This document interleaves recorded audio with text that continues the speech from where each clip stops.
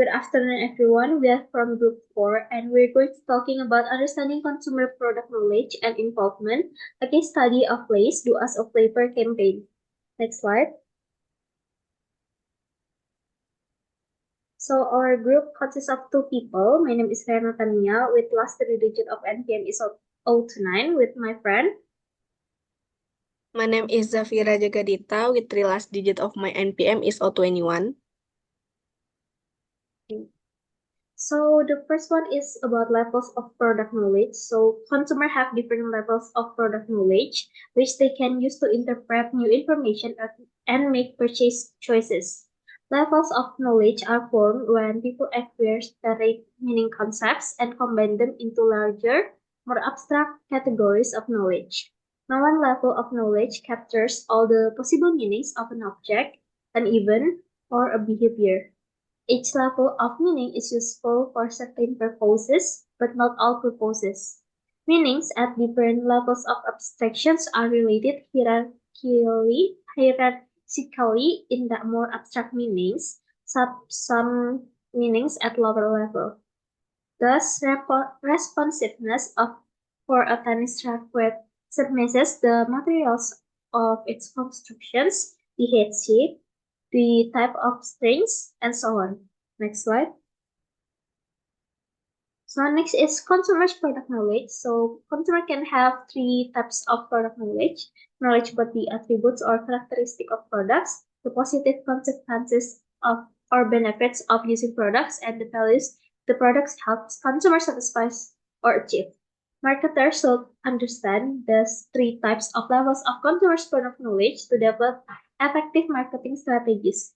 The first one is products as bundles of attributes. So marketers can change brand attributes in attempt to make their products more appealing to consumers. The second one is product as bundles of benefits. So marketers also recognize that consumers often think about products and brands in terms of their consequences rather than their attributes. And the last one is product as value satisfier. So consumers also have knowledge about the personal, symbolic values that products and brands help them satisfy or achieve. Next slide. Okay, so the next one is means and chains of product knowledge. So consumers can combine the 3 types of products knowledge to form a simple associative network called a means and chain. A means and chains link consumers' knowledge about product attributes with their knowledge about consequences and values.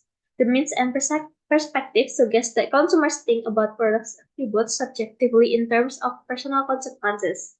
Because mean and change represents consumers' personality relevant meaning for products and brands, they are unique to each consumer's background and personal interest. Thus, different customers are likely to have different means and chains for the same product or brand, although there usually some similarities. Next slide.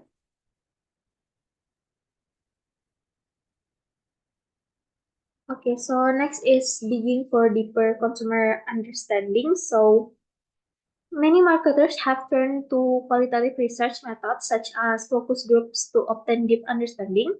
Focus groups can provide some useful insight into consumers' thinking, but are unable to dig really deeply into consumers' fundamental knowledge and meanings.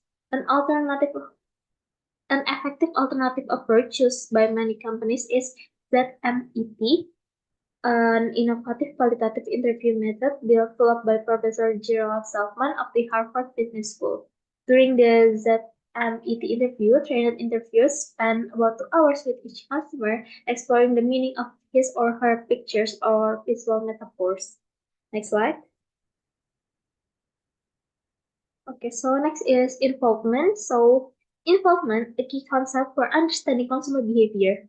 Involvement refers to consumers' perceptions of importance or personal relevance for an object, event, or activity. Consumers who perceive that a product has personally relevant consequences are said to be involved with the product and to have a personal relationship with it. Involvement with a product or brand has both cognitive and affective aspects. Cognitively, involvement includes mean and knowledge about important consequences produced by using the product. Next slide, please. So next is about marketing implications. So there are four. The first one is understanding the key reasons for purchase. So marketers can use means and analysis to identify the key attributes and consequences underlying a product purchase decision and to understand the meaning of those concepts to customers. The next one is understanding the consumer-product relationship. So one of the most important concepts in this book concern consumers' relationship with product and brand. So marketers need to understand the cognitive and affective aspect of these consumer product relationships. The next one is influencing intrinsic self-relevance. So if marketers can understand the means and knowledge that makes up consumers' intrinsic self-relevance, they are better able to design product attributes that consumers will connect to important consequences and values. And the last one is influencing situational self-relevance. So marketers use many strategies to create, modify, and maintain consumer situational self-relevance, usually with the goal of encouraging a purchase. Next slide. So we'll delivered by Zafira. Okay, the next is about a study case. It's a consumer involvement in the Do Us a Flavor campaign by Lay's. So the Do Us Flavor campaign by Lay's aims to revive their brand by involving consumer in creating new flavors. So they ask consumers to contribute flavor ideas and provided platforms such as social media and a pop-up shop in Times Square to test and give feedback. In this way, Liz managed to capture the attention of especially millennials who like to actively involve themselves with the brands they love. This approach not only increased interaction with consumers, but also helps strengthen the relationship between Liz and their target audience. And then the result of that campaign is Lay's Do Us a Flavor campaign showcased remarkable success by engaging consumer in product development with 3.8 million flavors submissions in 10 months, exceeding the target of 1.2 million.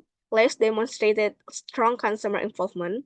The campaign incentivizes participants through prizes and leverage social media to foster direct interaction with the brand. This resulted in a 12 sales increase, highlighting the link between consumer engagement and sales growth. Furthermore, the campaign provided Lay's with valuable insight into consumer preference, particularly in packaging and branding.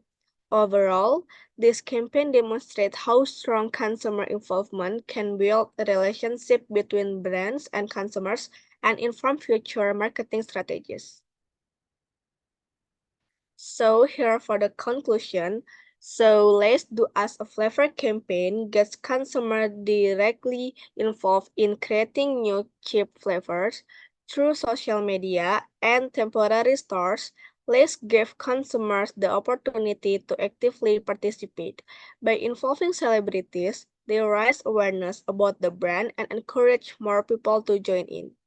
Through online voting, Let's showed that they value consumer opinions and wanted to listen to what they wanted. This all helps to strengthen the relationship between Lays and consumers. So that's all for our presentation. Thank you guys for attention and bye.